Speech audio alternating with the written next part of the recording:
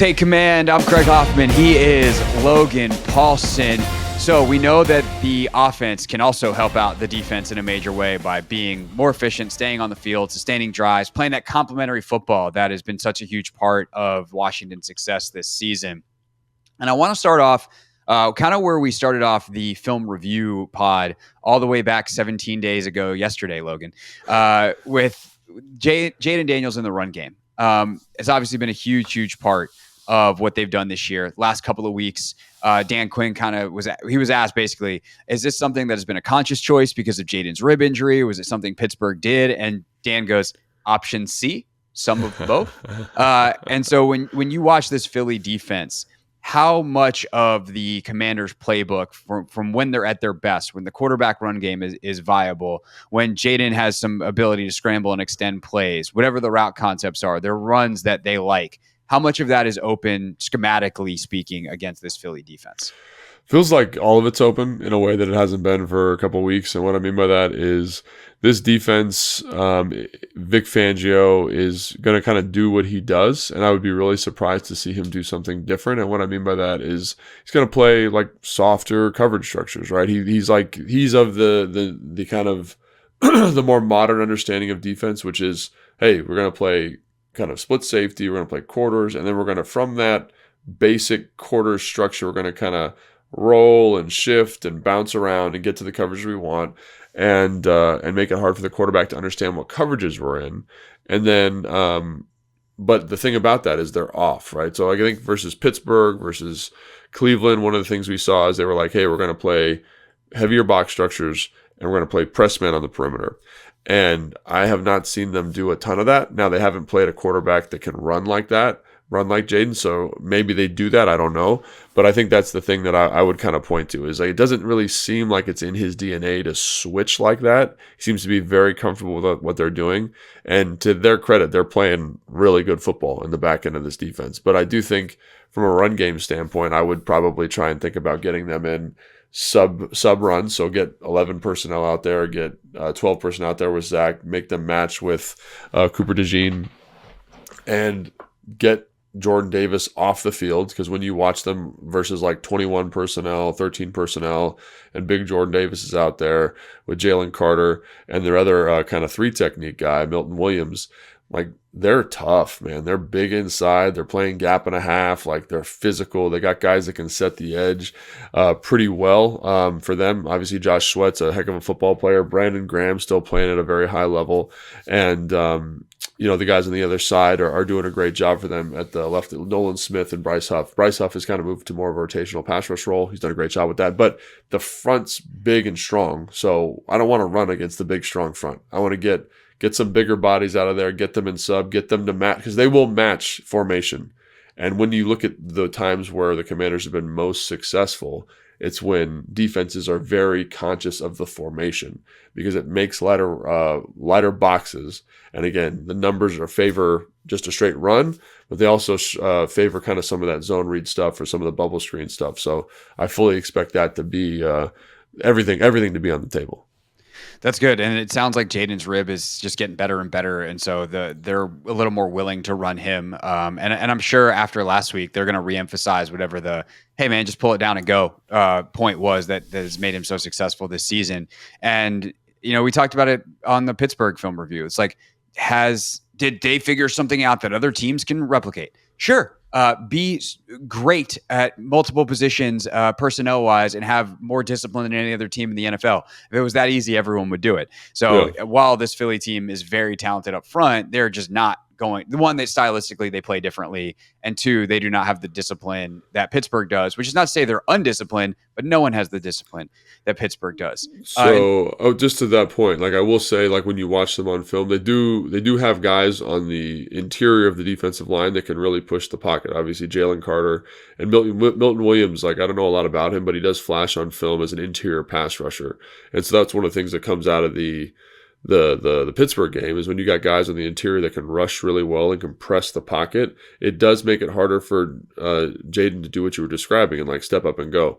Now, like what you were saying too, this is all good stuff here. That's why I wanted to double click on some of it. Is they're not crazy disciplined, right? They're not like super locked in on rush lanes. They're not, you know what I'm saying? They win, they compress the pocket. They can do all the stuff that Pittsburgh did. It just, to me, it's like, can they do it with the same level of consistency Pittsburgh did? Because they're plenty talented, right? Like Brandon Graham, like talk about one of the best pocket compressing rush ends maybe in the last 30 years of the NFL. He can do that. Josh Sweat, same thing. But then you get Nolan Smith and Bryce Huff in there. They're more perimeter rushers, and they create rush lanes underneath. And they haven't had to be super conscious of like keeping rush integrity. So they've got the pieces to do it for sure. Jordan Davis, I think when you watch him, he can absolutely push a pocket. But can they do it with the consistency that Pittsburgh did? And because it's such a young group, such kind of an inexperienced group, I would think probably not.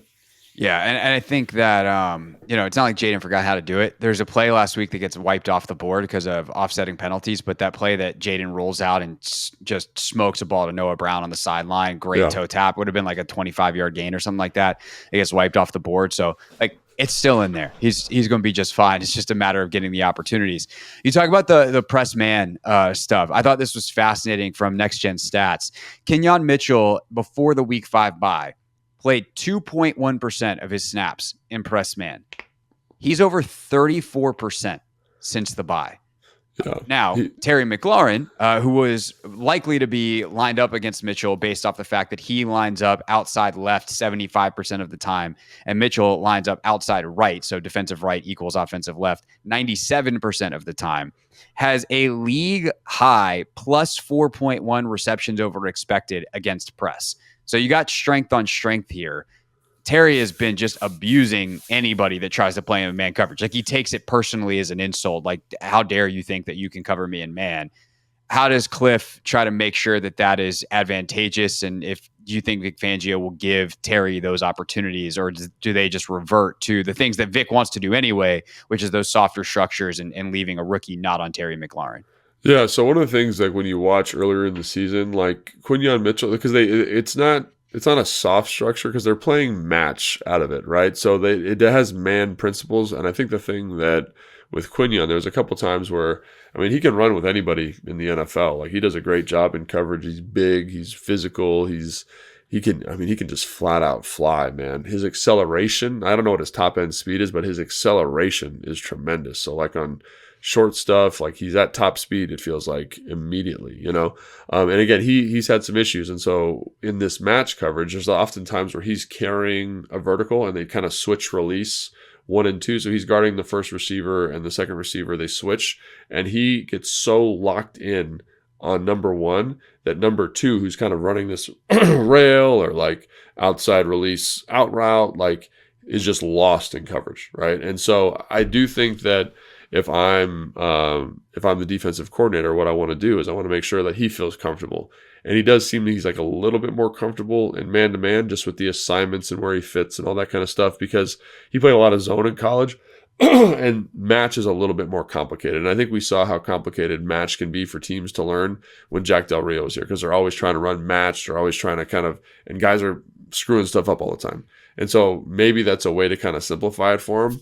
I do think that's going to be a really interesting matchup because, he kind of torched Joey Porter Jr., he torched Banks up in New York, who are kind of good, athletic young guys. Quinyon feels, to me, when I watch the film, just like a different cut of athlete. He's just a little bit quicker, a little bit stronger. His anticipatory skills are a little bit better. And of course, I think Terry, the matchup favors Washington in this. But I'm curious. I'm kind of, there's certain matchups you kind of are excited to watch.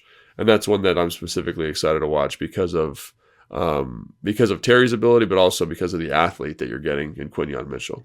By the way, since that Week 5 bye, Cooper DeJean is also playing outstanding. He was injured, came back actually Week 6.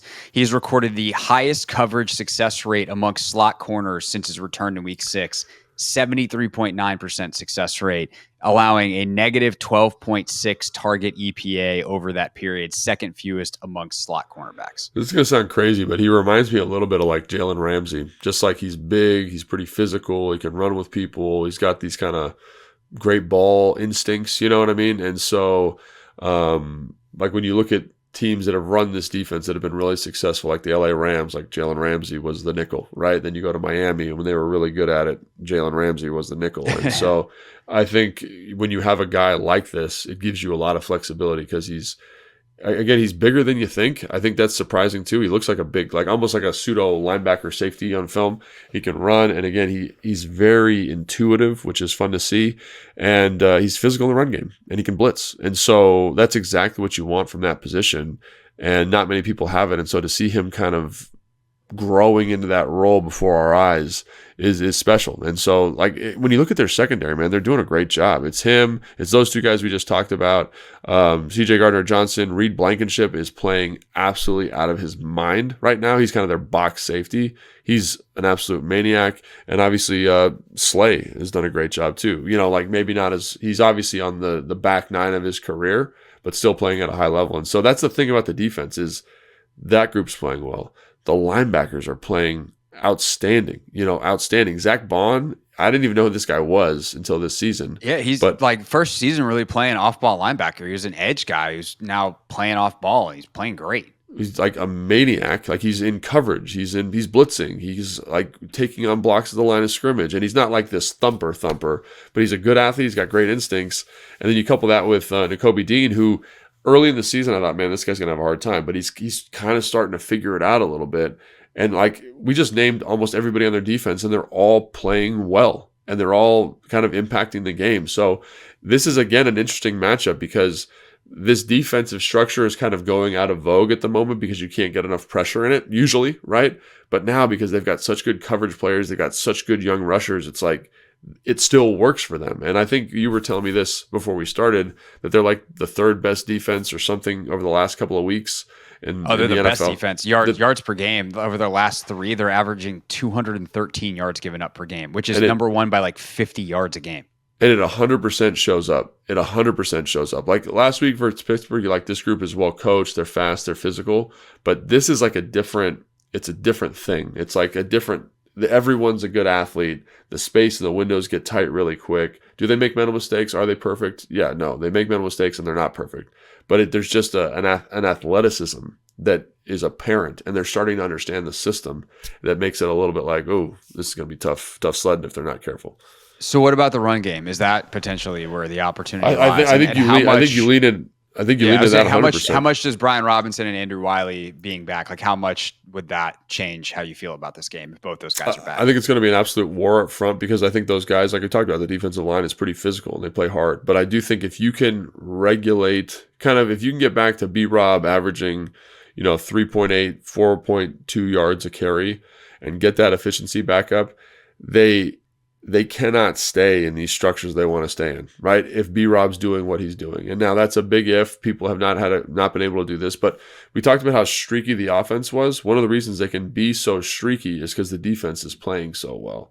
They can kind of futz around and make mistakes, and then the defense keeps them in it. So if you can kind of possess the football, maintain drives, and which they've shown an ability to do, and I think running the football has been a huge part of that. Like we've talked about multiple times, how efficient B-Rob is as an individual rusher.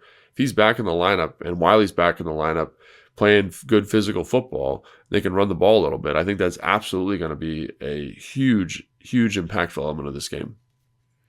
Yeah, teams, I'm looking at like opponent rush percentage, and they're like 25th in the league in terms of rushes that they face.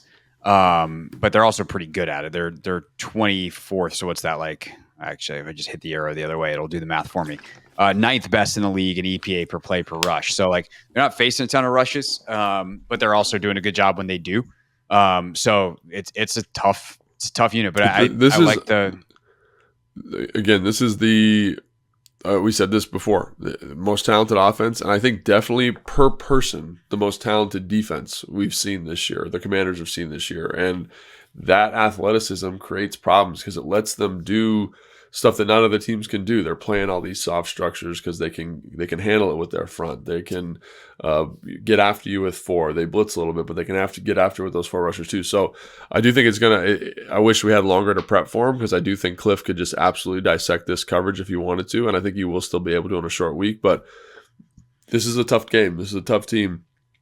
And the more I watch them over the last 5 weeks of the season, I'm like, man, this is the team that we all thought they would be at the beginning of the year before they kind of had that rough start. And right now, in terms of teams that are going to like challenge Detroit or whatever, like this is the one. And so if you talk about a measuring stick game or a kind of a playoff type feel, like this is exactly what this game is to me. And that's one of the reasons it's so exciting, because it's like, can you go from that Pittsburgh game, digest that, internalize that, and come out and play a heck of a football team in Philadelphia? Yeah, and by the way, they play with light boxes, just clicking around more on the next gen stats here. Light box is second most in the league. They're 65%, which is a percentage or less than a percentage point behind the Chargers in light boxes. So they'll invite it, but they also know how to play with those light boxes. Yeah. So going to be a huge challenge, and we'll see how it is. And by the way, thank God it's an easy place to play. Philadelphia, night game. Yeah. Everyone's liquored up. Famously easy place to play, Lincoln Financial Field.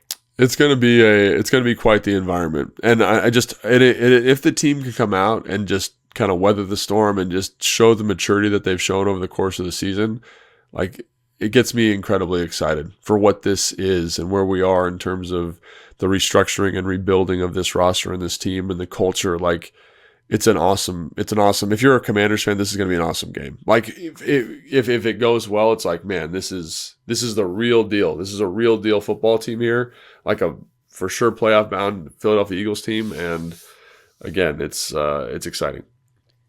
Since you are going to be wearing the Commanders polo on the sideline, are you also going to wear like a bike helmet? Yeah, I probably should, right? Probably should wear some maybe like a jacket, be a little more guard. Incognito. Yeah, well, it's going to be cold, so I'm going to be nice and layered up, ready to go. Yeah. Okay, well maybe then the Philly fans won't know a giant 6'5" man walking around with a microphone. Be like, hey guys, I don't think I need the mic flag today. It's the radio broadcast. No one's going to see this. That's right. No, it's just you don't want to. They're going to yell. I will say some of the funniest heckles that I've ever heard were, I'm trying to remember who it was. Commanders had like a kick returner who was just getting heckled in pregame warmups, and it was so like they were creative and funny to the point that like he turned around and started laughing at the fans. Right. So it's also I've said this many times before, but it's the only fan base that I ever traveled to a game as a reporter where the fans knew where the opposing press was in the press box, where they just bang on the window, be like, your team sucks, and I was like, yeah, it's Washington and it's 2018. They do. What are we going to do about it? All right, so here's the deal. Friday morning, we will do an instant reaction pod. So that'll be a shorter show, but we'll give our first reaction of the game with some level of sleep on it from the night before. So that'll be Friday mornings. Make sure you subscribe so that hits your feeds ASAP. And then we're on a regular pod schedule next week. So Tuesday, we will do the film review. Thursday, we will get ready for Cooper Rush and the Dallas Cowboys, or maybe Trey Lance and the Dallas Cowboys. So we'll figure that out next week. But as for now, until then, see you on the radio. Again, we'll have all the injury updates. Make sure you tune in to the Hoffman Show 4 to 7.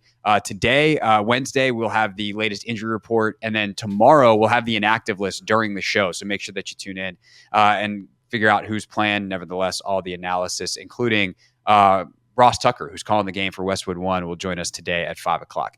For Logan, I'm Craig, and we will see you next time on Take Command. Enjoy the game, everybody.